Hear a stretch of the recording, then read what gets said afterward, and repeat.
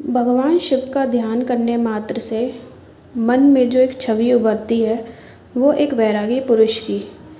इनके एक हाथ में त्रिशूल, दूसरे हाथ में डमरू, गले में सर्पमाला, सिर पर त्रिपुंड चंदन लगा हुआ है, माथे पर अंर्धचंद्र और सिर पर जटाजूट जिससे गंगा की धारा बह रही है। थोड़ा ध्यान गहरा होने पर इनके साथ इनका वाहन नंदी भी नजर आता है। कहने का मतलब है कि शिव के साथ ये 7 चीज़ें जुड़ी हुई हैं। आप दुनिया में कहीं भी चले जाइए, आपको शिवालय में शिव के साथ ये 7 चीज़ें जरूर दिखेंगी। आइए जाने कि शिव के साथ इनका संबंध कैसा बना, यानी यह शिव जी से कैसे जुड़े। क्या यह शिव के साथ ही प्रकट हुए थे या अलग अलग घटनाओं के साथ ये शिव से जुड़ते गए। शिव जी का त्रिशूल। भगवान शिव सर्वश्रेष्ठ सभी प्रकार के अस्त्र शस्त्रों के ज्ञाता हैं, लेकिन पौराणिक कथाओं में इनके 2 प्रमुख अस्त्रों का जिक्र आता है, एक धनुष और दूसरा त्रिशूल। त्रिपुरासुर का वध और अर्जुन का मानभंग, यह 2 ऐसी घटनाएं हैं जहां शिव जी ने अपने धनुर्विद्या का प्रदर्शन किया था, जबकि त्रिशूल का प्रयोग शिव जी ने कई बार किया है। त्रिशूल से शिव जी ने शंखचूर का वध किया था, इसी से गणेश जी का सिर काटा था और वाराह अवतार में मोह के जाल में फंसे विष्णु जी का मोह भंग कर बैकुंठ जाने के लिए विवश किया था। इस तरह आया शिव जी के हाथों में त्रिशूल। भगवान शिव के धनुष के बारे में तो यह कथा है कि इसका आविष्कार स्वयं शिव जी ने किया था, लेकिन त्रिशूल कैसे इनके पास आया, इस विषय में कोई कथा नहीं है। माना जाता है कि सृष्टि के आरंभ में ब्रह्मनाथ से जब शिव प्रकट हुए तो साथ ही रज तम सत यह तीनों गुण भी प्रकट हुए। यही तीनों गुण शिव जी के 3 शूल यानी त्रिशूल बने। इनके बीच सामंजस्य बनाए बगैर सृष्टि का संचालन कठिन था, इसलिए शिव ने त्रिशूल रूप में इन तीनों गुणों को अपने हाथों में धारण किया। शिव जी का डमरू। भगवान शिव जी को संहारता के रूप में वेदों और पुराणों में बताया गया है, जबकि शिव का नटराज रूप ठीक इसके विपरीत है। ये प्रसन्न होते हैं और नृत्य करते हैं। इस समय शिव के हाथों में एक वाद्य यंत्र होता है जिसे डमरू कहते हैं। इसका आकार रेत घड़ी जैसा है, जो दिन रात और समय के संतुलन का प्रतीक है। शिव जी भी इसी तरह के हैं। इनका एक स्वरूप वैरागी का है तो दूसरा भोगी का है, जो नृत्य करता है, परिवार के साथ जीता है। इसलिए शिव के लिए डमरू ही सबसे उचित वाद्य यंत्र है। यह भी माना जाता है कि जिस तरह शिव आदि देव हैं, उसी प्रकार डमरू भी आदि वाद्य यंत्र है। जाने कैसे आया शिव के हाथों में डमरू। भगवान शिव के हाथों में डमरू आने की कहानी बड़ी ही रोचक है। सृष्टि के आरंभ में जब देवी सरस्वती प्रकट हुई, तब देवी ने अपनी वीणा के स्वर से सृष्टि में ध्वनि को जन्म दिया, लेकिन यह ध्वनि सुर और संगीत विहीन थी। उस समय भगवान शिव ने नृत्य करते हुए 14 बार डमरू बजाए और इस ध्वनि से व्याकरण और संगीत के द्वंद्व ताल का जन्म हुआ।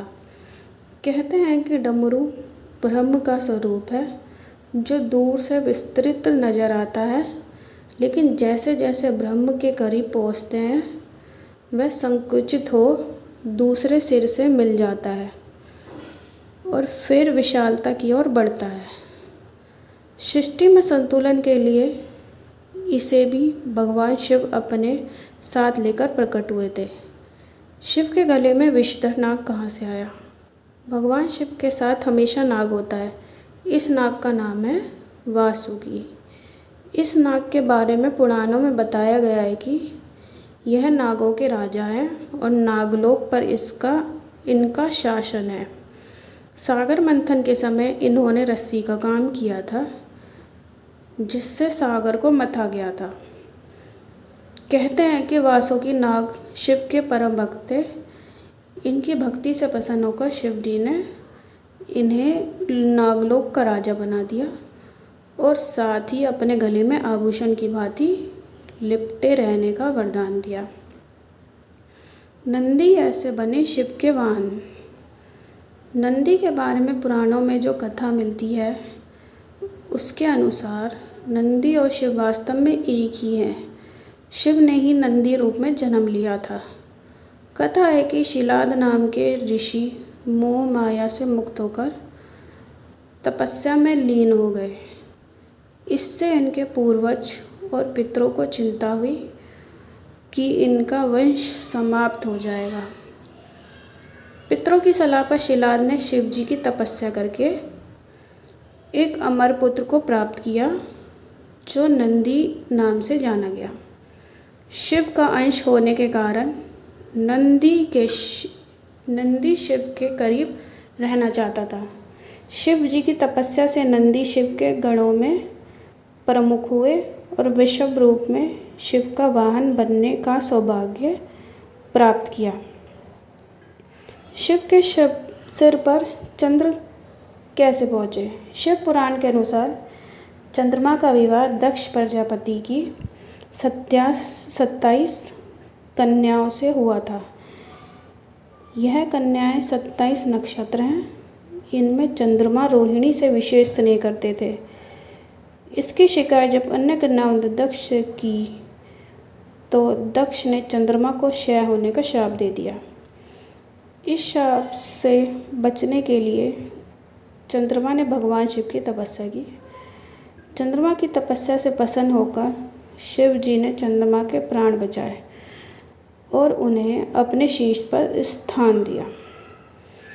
जहाँ चंद्रमा ने तपस्या की थी, वह स्थान सोमनाथ कहलाता है।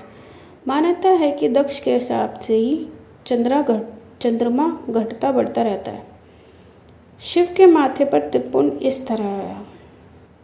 भगवान शिव के माथे पर बभूत यानी राख से बनी 3 रेखाएं हैं। माना जाता है कि ये तीनों लोकों का प्रतीक है। इसे रज, तम और सत्य गुणों का भी प्रतीक माना जाता है। लेकिन शिव के माथे पर बभूत की ये 3 रेखाएं कैसे आई, इसकी बड़ी रोचक कथा है। पुराणों के अनुसार दक्ष प्रजापति के यज्ञ कुंड में सती के आत्मदाह करने के बाद शिव उग्र रूप धारण कर लेते हैं और सती के देह को कंधे पर लेकर त्रिलोक में हाहाकार मचाने लगते हैं। अंत में विष्णु चक्र से सती के देह को खंडित कर देते हैं।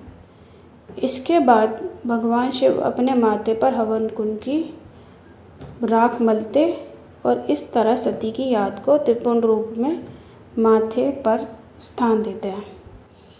इस तरह शिव की जटा में समाई गंगा। भगवान शिव के माथे पर गंगा के विराजमान होने की घटना का संबंध राजा भगीरथ से माना जाता है। कथा है कि भगीरथ ने अपने पूर्वज सागर के पुत्रों को मुक्ति दिलाने के लिए गंगा को स्वर्ग से पृथ्वी पर उतारा था।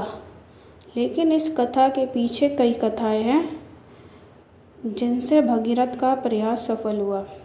कथा है कि ब्रह्मा की पुत्री गंगा बड़ी मनमौजी थी। एक दिन दुर्वासा ऋषि जब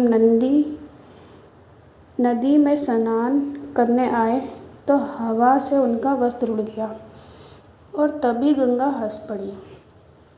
क्रोधी दुर्वासा ने गंगा को शाप दे दिया कि तुम धरती पर जाओगी और पापी तुम में अपना पाप धोएंगे। इस घटना के बाद भगीरथ का तप शुरू हुआ और भगवान शिव ने भगीरथ को वरदान देते हुए गंगा को स्वर्ग से धरती पर आने के लिए कहा। लेकिन गंगा के वेग से पृथ्वी की रक्षा के लिए शिव जी ने उन्हें अपनी जटाओं में बांधना पड़ा। कथा ये भी है कि गंगा शिव के करीब रहना चाहती थी, इसलिए धरती पर उतरने से पहले प्रचंड रूप धारण कर लिया। इस स्थिति को संभालने के लिए शिव जी ने गंगा को अपनी जटाओं में